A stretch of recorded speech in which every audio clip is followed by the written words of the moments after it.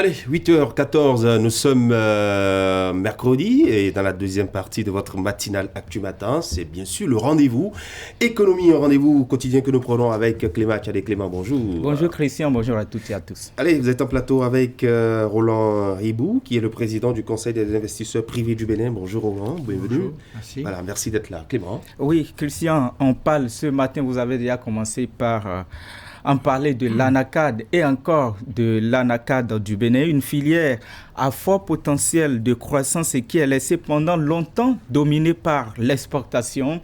D'ailleurs, cela n'est pas une mauvaise chose en soi. Elle représente 25% de la richesse agricole du Bénin avec environ près de 3% du PNB, le produit national brut. Mercredi surpassé, on avait déjà commencé par parler de l'organisation des acteurs de la filière ANACAD. Ce matin, on revient, comme vous l'avez bien dit, sur le sujet, mais cette fois-ci, en nous intéressant au volet transformation et donc l'agro-industrie.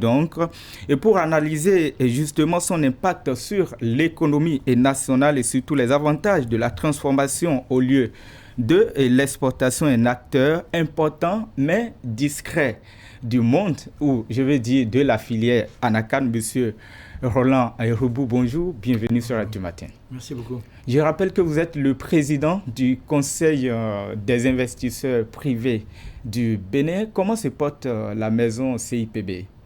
Oui, merci. Nous continuons nos activités. Donc, nous avons, comme vous le savez, la partie justice, la partie fiscalité. Et on a effectivement rajouté la partie transformation de l'ANACAD, enfin, de manière générale, la filière ANACAD, parce que nous pensons que c'est une filière extrêmement porteuse qui pourrait devenir, si les vœux du président de la République sont respectés, c'est-à-dire 300 000 tonnes d'exportation, 150 000 tonnes de transformation, une filière presque comparable à celle de la filière coton, quoique celle-ci maintenant a encore bien évolué. Mais l'idée, c'est cela, c'est que le cajou soit un des piliers de l'économie béninoise. Alors, M. Ribou, vous dites que votre maison CIPB se porte bien, sinon très bien, mais on ne vous entend plus comme avant. Et ça dit qu'il y a eu un changement qui a pris par là et qu'on ne vous entend plus comme avant. Ah, vous m'étonnez là. Non, moi je pense que nous sommes toujours actifs. Vous savez, on n'est pas en principe comment dire, on va dans les médias, ceci, cela, on fait un travail de fond important et ensuite on le transfère vers l'autorité de l'État et on le transfère aussi vers nos partenaires, la Chambre de commerce, le patronat, etc. Pour ce qui est de notre activité, par exemple, en fin d'année dernière, nous avons eu une activité très importante avec le tribunal de commerce. Nous avons fait à Grand Popo un séminaire, le premier séminaire. Donc nous sommes un soutien, je veux dire, apportant notre appui autant que possible au tribunal de commerce, par exemple. Bien entendu, la fiscalité, nous continuons nos activités. Donc en fin d'année dernière, nous sommes allés à l'Assemblée nationale pour discuter du budget, etc. Non, je ne pense pas qu'on soit moins actif, en tout cas peut-être moins visible, je ne sais pas. Mais peut-être que vous ne critiquez plus comme vous le faisiez auparavant. Peut-être qu'il y a moins de choses à critiquer aussi, non ? Des avancées très importantes ont été faites. Vous savez, par exemple, nous, on a beaucoup parlé du problème de la numérisation, que les choses se passent de cette manière. C'est en train d'être fait, donc on ne va pas critiquer une chose qui est en train d'être faite qui est bien. Donc, Alors, depuis quelques mois maintenant, quand on parle de l'économie, quand on parle du monde des affaires, je veux dire le monde de l'entreprise, on parle aussi et Covid, en témoignent les problèmes que rencontrent les acteurs du monde des affaires. Vous qui êtes dans la transformation, comment arrivez-vous à vous en sortir pendant ce temps de Covid ? Écoutez, justement, Covid, parlons-en quelques instants, puisque, là, nous avons été, on fait du travail. Avant que l'État ne le décide, on a parlé des masques. Donc, juste un petit peu avant que le chef de l'État n'impose le masque pour tous, ce qui était une grande mesure, puisqu'en fait, c'est le premier pays en Afrique, juste avant le Maroc, qui a imposé le masque, de la même manière que c'était le pays qui a le seul à décider de ne pas confiner toutes les populations en général, ce qui était une décision, je veux dire, géniale, puisque ça a évité une extrême pauvreté pour beaucoup de gens, alors que les autres pays africains continuent à le faire, si vous voulez. Donc ça, de ce point de vue-là, c'est bien. Mais on a travaillé sur le Covid, par exemple. Ici, à Canal 3, vous avez une émission qui s'appelle « Ça bouge ». Et cette émission, donc, dedans, j'ai fait quelques capsules justement sur le Covid, sur différents points de vue, dans le monde, qu'est-ce qu'il fallait faire pour s'en protéger, etc. Donc non, sur le Covid, justement, pour le CIPB, ça a été un de nos chevaux de bataille récemment. Les usines de transformation, l'agro-industrie, est-ce qu'elle va mieux actuellement pendant ce temps de Covid, ou bien quelles sont les difficultés que vous vivez? Aussitôt, dès que les mesures, on a vu que certaines mesures étaient prises dans certains pays du monde, je vois même en anticipation de ce que l'État a fait, nous avons imposé le masque à tous dans nos unités, donc à l'usine et également au siège. Et bon, bien entendu, les mesures barrières, etc. Donc nous avons toujours été en phase avec l'État et même parfois on a légèrement précédé. Bon, bien sûr, ça nous impose une distanciation de nos ouvriers ouvrières dans le domaine, par exemple, de la transformation de noix de cajou. Donc c'est un petit problème parce que du coup, on ne peut pas employer autant de personnes, etc. Mais enfin, on a géré. Je pense qu'on n'a jamais arrêté. Pas un seul instant, l'activité ne s'est arrêtée. Le siège a toujours fonctionné, même si une certaine partie du personnel était resté à la maison pour travailler en télétravail. Mais moi, je suis toujours allé au bureau sans arrêt. Donc, pour nous, je ne dirais pas que c'était business as usual. Mais enfin, quand même, on a vraiment on continue à travailler. Personnellement, je suis d'avis que cette Covid, c'est une grosse grippette, si vous voulez. Parce que quand on compare aux épidémies qui ont eu lieu il y a quelques années, aux pandémies, H1N1, etc., finalement, il y a eu beaucoup plus de morts qu'aujourd'hui. Or, aujourd'hui, il y a les médias qui en font beaucoup. Et finalement, on a imité le reste du monde. Alors, tous les soirs, on annonce le nombre de morts, etc. Bon, Dieu merci, chez nous, on est encore à 3 morts par million d'habitants. Quand on compare à des pays qui en sont à 400, 300, dans les pays européens en particulier. Mais je pense qu'il faut raison garder et il faut continuer à travailler. On ne peut pas s'arrêter parce qu'il y a une épidémie qui va tuer, d'ailleurs surtout désolé de le dire, mais c'est surtout des vieux avec des comorbidités. Donc, pour moi, le palu est plus dangereux. On doit en être déjà à combien? Peut-être 1500 morts, 2000 morts depuis le début de l'année. Personne n'en parle. Alors, on va parler maintenant, on ira au fond de notre sujet. Aujourd'hui, les organisations professionnelles de la filière ANACAD entendent donc travailler aux côtés du gouvernement pour porter, je dirais, augmenter la production nationale. Justement parce que quand on parle de la transformation, il faut quand même avoir une bonne quantité des produits localement produits, si je peux me répéter ainsi. Et où en êtes-vous dans ce projet pour lequel vous avez eu à travailler avec les autorités? Oui, tout à fait. Donc, justement, le jour où le PAG a été annoncé, moi, dans 2 journaux, j'ai suggéré qu'il y avait pour le Bénin 2 problèmes très importants. C'était l'ANACAD et l'autre, la démographie. On ne va pas parler de démographie aujourd'hui, mais sur l'ANACAD, nous, on a toujours été, nous, CIPB, et puis aussi Fludor, puisque Fludor, dans la société dont je suis le président directeur général, est un opérateur important dans le domaine, même le plus important, en réalité, dans la transformation. Et donc, il y a tout un programme que nous avons suggéré. J'ai travaillé avec Gaston Dossoui sur ce sujet avant qu'il ne soit ministre, puis ensuite depuis qu'il est ministre. Nous sommes allés récemment avec l'APIEX et d'autres en Tanzanie et au Mozambique pour voir quels sont les modèles, parce qu'effectivement, il nous faut un modèle à la fois pour la production des noix, donc pour les planteurs, et aussi pour la transformation. Donc je pense maintenant, je continue à travailler avec l'APIEX à ce sujet. On est au point où on souhaite que vraiment il y ait un modèle béninois de la filière, comme il y a un modèle tanzanien, un modèle du Mozambique, un modèle de Côte d'Ivoire, pour être à la fois très performant en matière de, justement, comme vous disiez, de production des noix et puis de transformation. Sur la production, on est béni d'avoir une noix de très bonne qualité, mais elle est encore produite avec peu de productivité.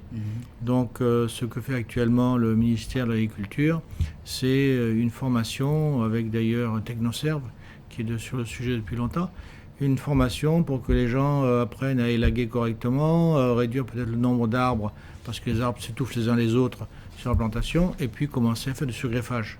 Donc, toute une activité, je pense que ça va aller crescendo. Il y aura ensuite également de nouvelles plantations à côté des anciennes, mais le plus facile, c'est les anciennes. Parce que les anciennes, en une saison, on peut arriver à augmenter la productivité de façon importante.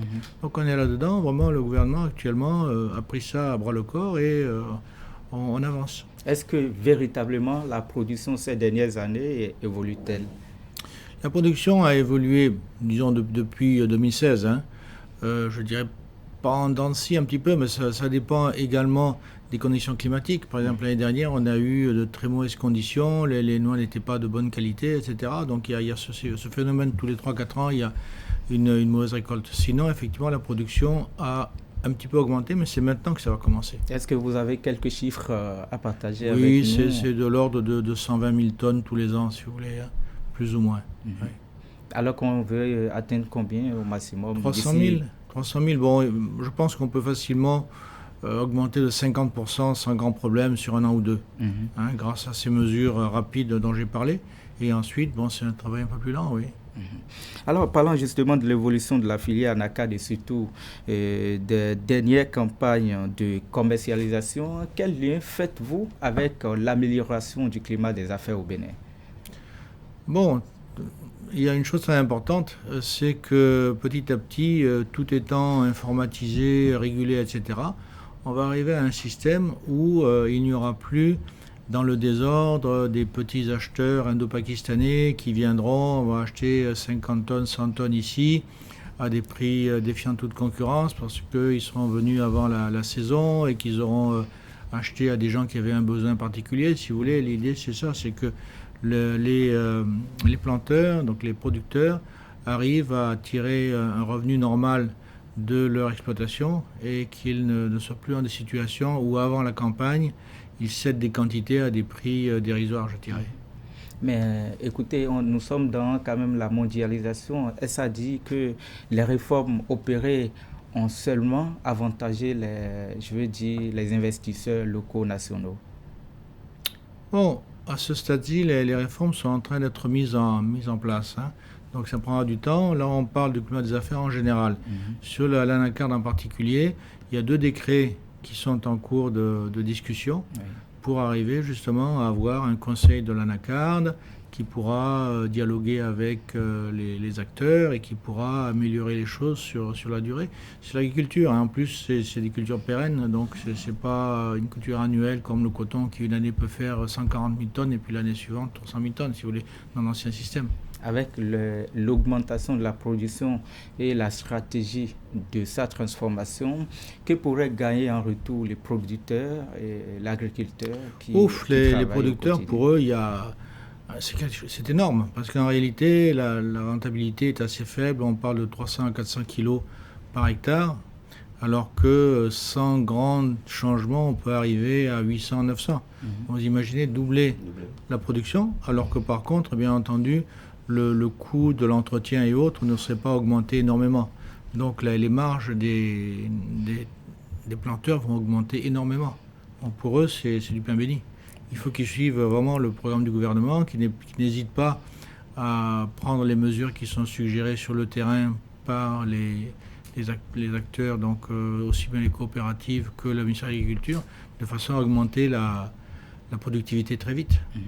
Alors, dans le PAG, le programme d'action du gouvernement, le Bénin ambitionne désormais transformer, je le disais tout à l'heure, je dirais 60% de la 50%. production, 50% oui. Et 50% alors pour, je dirais, l'exportation. Oui. Et où en êtes-vous dans ce projet? Combien de tonnes sont déjà transformées au Bénin? Pour l'instant, on est dans une situation qui n'est pas très très favorable. Depuis 2018, le marché de l'amande blanche, donc ce qu'on vend, s'est retourné à la baisse fortement. Et nous sommes pris dans un étau entre d'un côté des Indiens qui refusent de nous acheter des amandes blanches, parce qu'ils ont mis des droits de douane, pratiquement 100% de douane sur ces produits, et qui par contre viennent acheter nos noix brutes avec un prix très attractif, puisqu'ils aiment bien notre amande blanche, très blanche, qu'ils vendent ensuite sans la faire torréfier. Donc pour nous c'est difficile, parce qu'on a affaire à des concurrents redoutables, qui sont puissants, qui ont un marché intérieur très intéressant, plus rentable que le marché international, le marché indien. Et c'est difficile. Alors donc vous devez avoir une stratégie pour vous imposer aussi sur le marché et contourner toutes ces difficultés que vous vivez. Oui, tout à fait. C'est le but des réunions que nous tenons actuellement avec la PIEX pour arriver à un modèle béninois. Parce qu'il y a une chose qui est claire, c'est que l'Afrique n'est pas actuellement compétitive par rapport aussi bien à l'Inde, qui a son énorme marché intérieur, que le Vietnam, qui a une productivité extraordinaire. Donc si on veut réussir, il faut que l'État soutienne. Donc on est en train de discuter avec, moi je suis vice-président du CNTC, Conseil national des transformateurs de cajou, et on est en train de discuter avec la PIEX pour proposer ultérieurement un modèle au chef de l'État sur la meilleure façon d'arriver à avoir une transformation importante, genre les fameux 50% du PAG. D'accord. Alors ça va être probablement la dernière question. En optant ou en donnant une place de choix à la transformation au lieu de l'exportation, et que gagne l'économie de façon concrète? Il y a deux choses. D'abord, c'est une partie de la valeur ajoutée, au lieu d'être créée en Inde ou au Vietnam, elle sera créée sur place. Et ça va avoir des conséquences sur l'emploi extrêmement importantes, puisque des dizaines de milliers de femmes vont être employées pour le dépelliculage, agir sur la matière pour qu'elle devienne ces fameuses amandes que nous exportons. Une autre étape, on ira à faire des petits sachets, donc le Bénin apparaîtra avec le cajou sur le marché international. Donc il y a à la fois beaucoup d'emplois et puis bien sûr beaucoup d'argent. On peut parler de 100 milliards de CFA à un moment donné. Ça, c'est la richesse que cela pourrait générer. Tout à fait, oui. D'accord. Alors, en termes d'emploi, beaucoup en parlent pour dire que la filière Anacad est une filière très porteuse et qui pourrait aussi générer assez d'emplois. Est-ce que vous avez fait un travail pour mesurer un peu le nombre d'emplois créés parce que la filière existe depuis des années? Oui, il y a des chiffres là-dessus. Imaginons qu'on fasse un travail important sur les plantations. Ça veut dire des greffeurs, des greffeuses en fait, c'est surtout les femmes qui font ce travail-là. Et puis pour l'entretien, etc. Donc ça devrait créer des centaines de milliers d'emplois, ça c'est clair. Et probablement sur la transformation, peut-être 50 000 ou 100 000 emplois aussi, c'est possible, oui. Monsieur Roland Ribou, je rappelle que vous êtes le président du Conseil des investisseurs privés du Bénin. Vous êtes aussi par ailleurs le PDG ou le DG de Fudor. PDG de Fudor, oui. Fudor Bénin, qui fait d'un côté de l'huile, du beurre de karité, et maintenant qui décortique des noix de cajou. D'accord. En tout cas, merci beaucoup d'être venu sur Actu Matin sur le plateau économie. C'est un plaisir pour nous avec tous ces détails. Merci beaucoup. Merci Clément Chadé. Merci beaucoup et très bon mercredi. Nous observons.